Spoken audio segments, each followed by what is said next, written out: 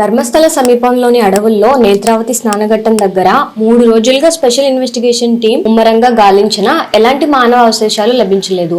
ఇది కేసులో పెద్ద సవాల్గా మారింది. బుధవారం జూలై 30న తవ్వకాలు జరిపినప్పుడు సిట్ అధికారులు ఒక రెడ్ కలర్ బ్లౌజ్, ఒక పాన్ కార్డ్ అండ్ ఒక ఏటీఎం కార్డ్ స్వాధీనం చేసుకున్నారని, పాన్ కార్డ్ లక్ష్మి అనే అమ్మాయి పేరుతో ఉందని అనన్య భట్ తల్లి సుజాత భట్ తరపు లాయర్ మంజునాథ్ తెలిపారు. సిట్ మాత్రం అఫీషియల్ గా దీని గురించి ఎలాంటి అనౌన్స్మెంట్ ఇవ్వలేదు. ఈ వస్తువులు భూమికి 2.5 అడుగుల లోతులో కనిపించాయని, ఇవి కేసులో కీలక ఆధారాలు కావచ్చని పేర్కొన్నారు. విట్నెస్ చెప్పిన 13 ప్రదేశాల్లో సిట్ ఇప్పటి వరకు 4 ప్రదేశాల్లో తనిఖీలు నిర్వహించింది.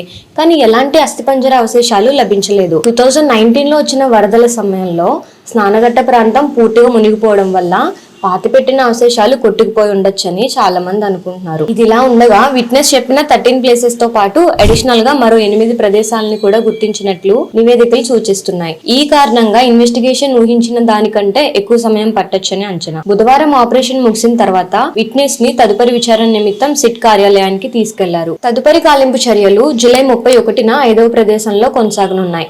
అయితే ఈ కేసుని హైకోర్టు లేదా సుప్రీంకోర్టు ఆధ్వర్యంలో విచారణ జరపాలని హ్యూమన్ రైట్స్ సంఘాలు కోరుతున్నాయి. ఇక ముందు జరిగే తవ్వకాల్లో అయినా ఏమైనా ఆధారాలు బయటపడాలని కోరుతున్నాయి.